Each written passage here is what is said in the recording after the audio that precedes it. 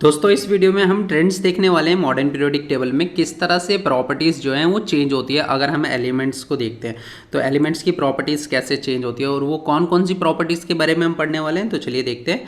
हम इसमें देखेंगे एटॉमिक साइज़, मतलब अगर हम देखिए दो तरीके से देखा जाएगा एटॉमिक साइज़ को, ठीक है। कंपेयर करना है हमें सभी एलिमेंट्स को, जैसे कि हाइड्रोजन, हीलियम। अगर हम ऐसे जा रहे हैं तो इसको बोला जाता है, याद होगा आपको, इसको हम क्या बोलते हैं, पीरियोडिकली, है ना। पीरियोडिकली जा रहे हैं, ठीक है, इसको पीरियोडिकली कहा जाता है। और अगर हम ग्रुप वाइज जाते हैं ना तो इनको ग्रुप्स कहते हैं ना, कॉलम वाइज अगर हम चेक करते हैं तो यहाँ पर दोनों तरीके से हम देखेंगे कि किस तरह से प्रॉपर्टीज़ चेंज होती है। अगर हम लेफ़्ट टू राइट जाएंगे तो कैसे चेंज होगा और अप टू डाउन आएंगे तो कैसे प्रॉपर्टीज़ चेंज होंगी, ठीक है। एटॉमिक साइज देखेंगे हम, वैलेंस इलेक्ट्रॉन देखेंगे, वैलेंसी देखेंगे, metallic and non metallic character, chemical reactivity and nature of oxide. तो ये 6 प्रॉपर्टीज़ हैं जो हम डिस्कस करने वाले हैं, ठीक है। तो चलिए शुरुआत करते हैं अपने एटॉमिक साइज से।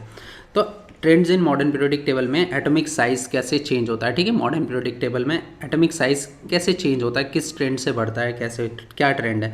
तो एटॉमिक साइज की अगर बात करते हैं तो किसी भी एटम के सेंटर से, न्यूक्लियस से, मतलब न्यूक्लियस से उसका आउटरमोस्ट शेल तक का जो डिस्टेंस रहता है, ठीक है, the distance between the centre of the nucleus, ठीक है, मतलब centre of nucleus and the outer most shell of an isolated atom. किसी भी आइसोलेटेड एटम में, किसी सिंगल एटम के अंदर अगर हम देखें, उसके सेंटर से लेकर उसके बाहर तक का शेल का डिस्टेंस ही कहलाता है एटॉमिक साइज उसका, ठीक है, या एटॉमिक रेडियस भी कहते हैं। तो यहाँ पर देखिए लेफ़्ट टू राइट जाने पर ये एटॉमिक रेडियस का कैसे कैसे, मतलब साइज़ जो है एटम का वो बढ़ता है या घटता है, ठीक है। अगर हम लेफ़्ट से राइट जा रहे हैं ना, एलिमेंट्स को हम कैसे देख रहे हैं, लेफ़्ट टू राइट। जैसे कि मान लीजिए ये लेफ़्ट है ना, ऐसे लेफ़्ट टू राइट अगर हम बढ़ते हैं तो एलिमेंट का जो साइज़ है तो वो क्या होगा, atomic radius decreases in moving from left to right along periodically. मतलब पीरियडिकली अगर हम जाते हैं, लेफ़्ट टू राइट जाते हैं तो एटॉमिक साइज़ डिक्रीज़ करेगा। अब वो डिक्रीज़ क्यों करेगा, क्या वजह है इसकी, इसका साइज़ क्यों कम होगा, उसके बारे में समझते हैं। चलिए कोई दो एटम ले लेते हैं हम, मान लीजिए हम यहाँ पर जैसे ये कार्बन एटम ले लिया और ऑक्सीजन एटम ले लिया, ठीक है। अगर हम कार्बन एटम की बात करें तो इसमें पॉजिटिव चार्ज जो रहता है, यहाँ सेंटर के अंदर रहता है पॉजिटिव चार्ज। तो पॉजिटिव चार्ज कितना रहता है, पॉजिटिव चार्ज इसमें 6 रहता है ना, क्योंकि जितना एटॉमिक नंबर होता है उतना ही पॉजिटिव होता है और उतना ही नेगेटिव चार्ज होता है।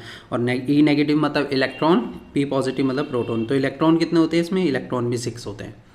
अब बताइए इसमें 6 प्रोटॉन है, सेंटर में 6 प्रोटॉन है और साइड में इसके क्या है, ये 2 इलेक्ट्रॉन्स यहाँ पर है। इलेक्ट्रॉनिक कॉन्फ़िगरेशन क्या रहता है इसका, 2 4 इलेक्ट्रॉन्स का रहता है ना। के शेल में 2 इलेक्ट्रॉन रहते हैं इसके, एल शेल में 4 इलेक्ट्रॉन्स रहते हैं। तो इस तरह से हम इसका इलेक्ट्रॉनिक कॉन्फ़िगरेशन लिखते हैं। तो यहाँ पर देखिए आप एक चीज़ बताइए, इसमें 6 पॉजिटिव हैं और 2 ही शेल है, और इसका इलेक्ट्रॉनिक कॉन्फ़िगरेशन की बात करते हैं अगर ऑक्सीजन के, तो ऑक्सीजन का इलेक्ट्रॉनिक कॉन्फ़िगरेशन क्या होता है, 2 6 का। इसके आउटरमोस्ट शेल में 6 इलेक्ट्रॉन है, इसके आउटरमोस्ट शेल में 4 इलेक्ट्रॉन्स हैं। प्रोटॉन की बात करते हैं, पॉजिटिव चार्ज इसमें कितना है, इसके सेंटर में पॉजिटिव चार्ज कितना है, इसमें पॉजिटिव चार्ज 8 है और नेगेटिव चार्ज कितना है यहाँ पर 8 है, वो भी 8 है। तो 8 पॉजिटिव और 8 नेगेटिव चार्ज इसके, मतलब 8 पॉजिटिव इसके सेंटर में है। न्यूक्लियस में पॉजिटिव चार्ज रहता है ये सारा, ठीक है, और इलेक्ट्रॉन जो है, नेगेटिव चार्ज जो है, ये सब इलेक्ट्रॉन्स हैं, है ना, आउटर मोस्ट शेल में या बाहर वाले शेल में, के एल शेल में। तो ये सभी इलेक्ट्रॉन्स हैं। अब होता क्या है कि जितना सेंटर में पॉजिटिव ज़्यादा रहेगा, जितना सेंटर में पॉजिटिव ज़्यादा रहेगा, क्योंकि दोनों में नंबर ऑफ़ शेल्स तो सेम है। नंबर ऑफ़ शेल्स की बात करें, इसमें भी 2 ही शेल है, इसमें भी 2 ही शेल है, तो इस तरह साइज़ तो पता चलेगा नहीं। तो साइज़ पता चलता है इसके न्यूक्लियस में कितना पॉजिटिव चार्ज है। जिसके न्यूक्लियस में ज़्यादा पॉजिटिव चार्ज होगा, जैसे कि इसके न्यूक्लियस में पॉजिटिव चार्ज ज़्यादा है, तो जिसकी वजह से इसका न्यूक्लियस की तरफ इलेक्ट्रॉन्स का अट्रैक्शन क्या होगा, बढ़ेगा, है ना। अगर मान लीजिए इसमें कितने, इसमें 4 इसमें कितने थे, 6 प्रोटॉन थे, 6 पॉजिटिव हैं। अब 6 पॉजिटिव इलेक्ट्रॉन्स को यहाँ पर खींच रहे हैं। इसी तरह जो यहाँ पर क्या है, यहाँ पर 8 पॉजिटिव एंड 8 पॉजिटिव खींच रहे हैं। तो अट्रैक्शन किस में ज़्यादा होगा, तो सीधी सी बात है, हाँ, ऑक्सीजन वाले में अट्रैक्शन ज़्यादा होगा, क्योंकि इसमें पॉजिटिव चार्ज सेंटर में, न्यूक्लियस में ज़्यादा है। तो अट्रैक्शन ज़्यादा होने की वजह से ना इलेक्ट्रॉन्स अंदर की तरफ ना खींचने लग जाएंगे ये इलेक्ट्रॉन्स, और जैसे जैसे अंदर खींचेंगे तो इसका साइज़ क्या होगा, छोटा होता चला जाएगा, है ना, और छोटा होता चला जाएगा, इसका भी साइज़ छोटा होता चला जाएगा। लेकिन इसमें से ज़्यादा अट्रैक्शन जिसको मिलेगा वो उतना ज़्यादा छोटा होगा। तो अट्रैक्शन ज़्यादा किसको मिल रहा है, इसमें 6 पॉजिटिव है, 8 पॉजिटिव है, इसमें 8 पॉजिटिव की वजह से अट्रैक्शन ऑक्सीजन में ज़्यादा होगा, इसलिए ऑक्सीजन का साइज़ छोटा रहेगा और कार्बन एटम का साइज बड़ा रहेगा ऑक्सीजन से, ठीक है। तो लेफ्ट टू राइट जाएंगे तो साइज जो है वो एटम का डिक्रीज होने वाला है, छोटा होने वाला है। This is due to the increase in nuclear charge, क्योंकि न्यूक्लियर चार्ज बढ़ता है, लेफ्ट टू राइट जाने पर न्यूक्लियर चार्ज बढ़ेगा। कार्बन और ऑक्सीजन में से लेफ्ट टू राइट जा रहे हैं हम, तो न्यूक्लियर चार्ज किस में ज़्यादा है, ऑक्सीजन में न्यूक्लियर चार्ज ज़्यादा है, which tends to pull the electron closer to the nucleus. और सीधी सी बात है, वो न्यूक्लियस क्या करेगा, इलेक्ट्रॉन्स को खींचेगा अपनी तरफ, अट्रैक्ट करेगा, और जिसकी वजह से reduce the size of atom, size जो है एटम का वो रिड्यूस होने लग जाएगा, ठीक है। तो इस तरह से हम समझ सकते हैं इसको। तो चलिए अब देखेंगे नेक्स्ट कि डाउन द ग्रुप क्या होता है। जब ऊपर से नीचे अप टू डाउन आएंगे ना तो एटॉमिक साइज में कैसे फर्क पड़ता है, ठीक है। तो देखिए डाउन द ग्रुप की अगर बात करते हैं ग्रुप वाइज, तो the atomic size increases down the group, ठीक है।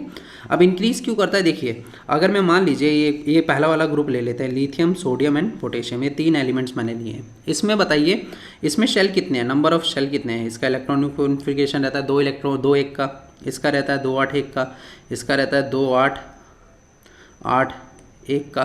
तो इसमें से बताइए सबसे ज़्यादा नंबर ऑफ शेल किस में, इसमें कितने शेल हैं, इसमें 2 ही शेल हैं, है ना, के और L.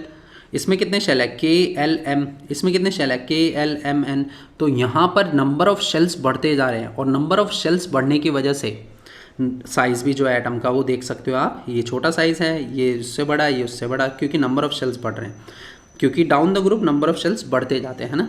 This is because new shell are being added and as we go down the group, जैसे जैसे हम ग्रुप में नीचे की तरफ आएंगे नंबर ऑफ शेल्स बढ़ेंगे, और नंबर ऑफ शेल्स बढ़ने की वजह से, ठीक है, उनका साइज भी बढ़ना शुरू हो जाएगा। दोस्तों अगर आपको ये वीडियो अच्छा लगा, चैनल को सब्सक्राइब करें, बेल आइकन का बटन दबाएं और इसे अपने दोस्तों के साथ भी शेयर करें।